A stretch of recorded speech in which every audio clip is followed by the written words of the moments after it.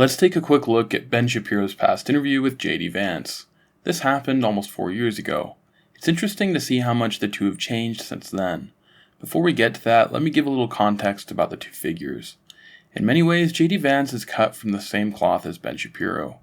You see, J.D. and Ben are about the same age. J.D. went to Yale about the same time as Michael Knowles, a prominent personality from the Daily Wire, and the two of them actually both rubbed shoulders with Vivek Ramaswamy. In 2016, both Ben and Vance were anti-Trump because he felt Breitbart, his previous employer, was too pro-Trump. The Kelly File exclusive, former Breitbart reporter Michelle Fields and Ben Shapiro, the now former Breitbart editor-at-large. He's also the current editor-in-chief of DailyWire.com. Ben, why did you resign? I resigned because the fact is that Breitbart has unfortunately become a Trump Pravda site. How did that manifest itself, Ben, prior to the Michelle incident, you know, the fealty to Trump? People call it Trump-Bart. Well, the fact is that I think any objective observer of Trump, of Breitbart News could see for months that Breitbart had become a very, very strong advocate for Donald Trump. Later. And Vance was hired by CNN as a contributor and was also vocally against the 45th president. You said, I'm a never Trump guy, never liked him, terrible candidate, idiot if you voted for him, might be America's Hitler, might be a cynical a-hole, cultural heroine, noxious and reprehensible. Those are things that the left is going to come after you, and they're probably going to be put in ads, should you be chosen as the VP pick. How do you deal with them now? Yeah, well, I think the simple answer is you've got to respect the American people enough to just level with them. Look, I was wrong about Donald Trump. I didn't think he was going to be a good president, Brett. He was a great president. While the two were very similar ideologically in 2016, they're now quite different. The main differences are over foreign trade, military intervention, and the proper use of government. Of course, they still have much common ground on social issues. One of my favorite bits from the interview was this one here.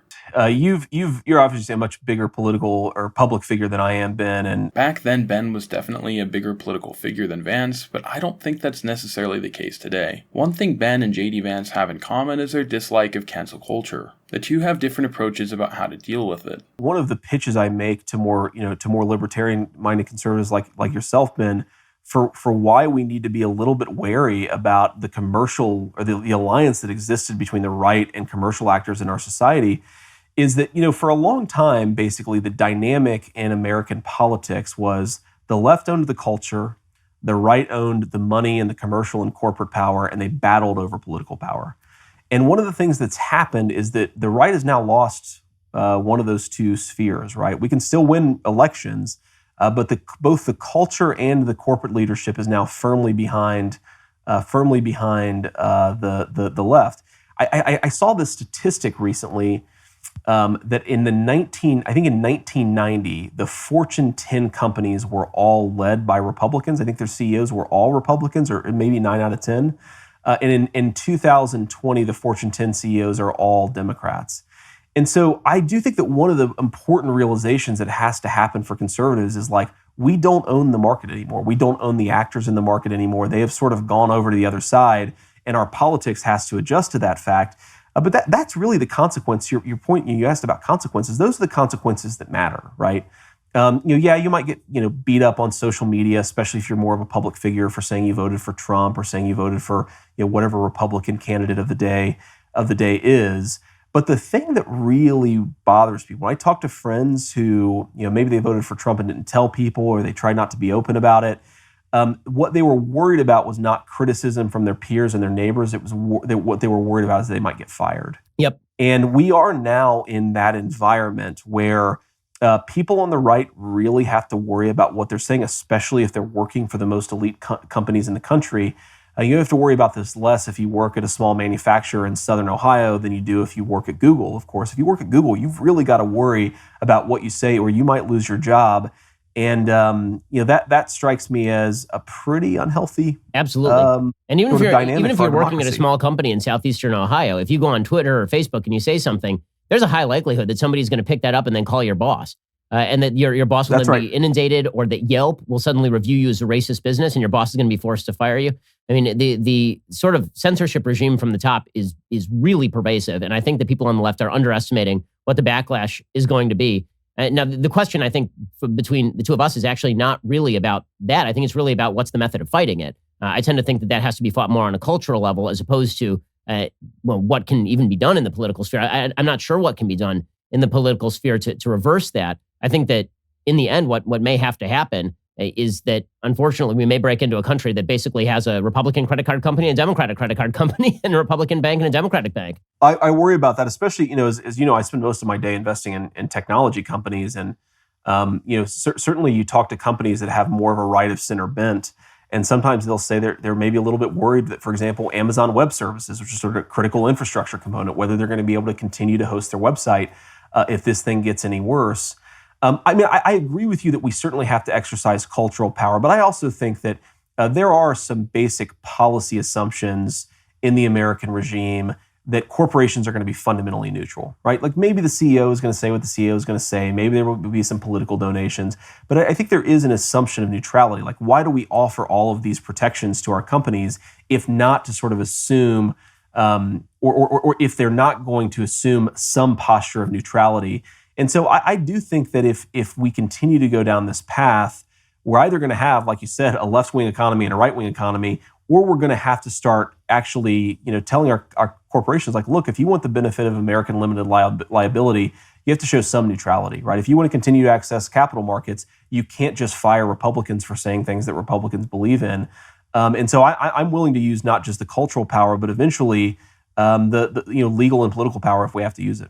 They also have different opinions about unions. I know sort of labor unions are controversial in conservative circles.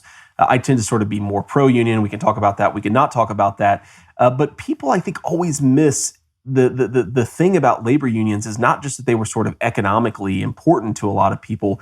It's that they were actually useful as a sense of community. If you look at the history of American economics, I mean, the fact is that the manufacturing base driven by the United States, particularly in the 50s and 60s, was almost directly as a result of the fact that the rest of the world was rubble.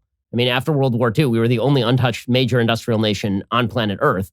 And then we proceeded to blow out our budgets on massive union contracts that would eventually bankrupt most of the auto manufacturers in the 70s and 80s, making us nearly uncompetitive on the world stage before regulatory cuts and before deunionization. And so a lot of the things that we love about the 50s and 60s, and we suggest they're a product of the American system, actually may be products of the fact that no other industrialized country was capable of producing at that point, and we got bloated and inefficient. And then we were forced back into more efficiency that required industrial scale back in the 70s and 80s. Shapiro notices similarities between Vance and Tucker and makes an interesting assertion. One of the questions I had when I had Orrin Cass on the program was how we don't slide from basically sort of Tucker Carlson's point of view on economics to Bernie Sanders' point of view on economics. And Tucker's actually been rather unclear about this. I asked Tucker this directly, and he said, well, I kind of agree with Bernie Sanders on a lot of this sort of stuff. In fact, Tucker has praised Elizabeth Warren's economic plans in the past. And it seems like not even necessarily a slippery slope, but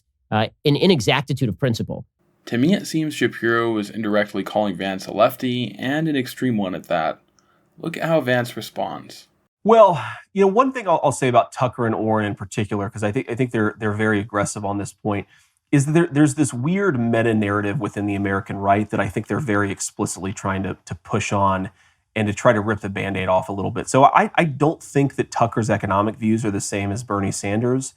Maybe I'm wrong on that, but I do think what he is trying to get folks to think about is let's stop with that part of our brain that says we're not allowed to go there because we're conservatives. Let's actually figure out what's in the best interest of the American nation, the American worker, and let's just figure that out from there. And so I sort of see his ambition there, not so much as having the same economic policies as Bernie Sanders, but more as saying we need to stop with that part of our conservative brain that immediately reacts to everything that reeks of government as this is bad because it's government. And I think that's a useful corrective, because I think basically what's happened is that a lot of wisdom from the 60s, 70s, and 80s is ossified into a little bit of a dogma. And to the extent that people are pushing back on that, I tend to think that's useful. To answer your specific question, I mean, I tend to think that we're probably going down this road or have gone down this road already. And to the extent conservatives sort of evacuate the field, we're just giving this up to the left. And what I mean is, we have, whether we like it or not, an American economic policy. We had one in the 50s. We had one in the 60s. We've had one every single year that this republic has been in existence, even when the scope of the government was much more limited, as it was, of course, in the late 18th and early 19th century. I mentioned earlier, we have a pro-IT, pro-software, pro-hardware economic policy in this country right now. We have an economic policy that's been very beneficial, of course, to the technology giants in Silicon Valley, that's been very protective of their particular ways of regulating content. I mean, that didn't exist in a vacuum, of course. That's not the free market. That's really just a specific policy choice that we made. And I happen to think it was maybe defensible 30 years ago, 10 years ago even. It's less defensible today.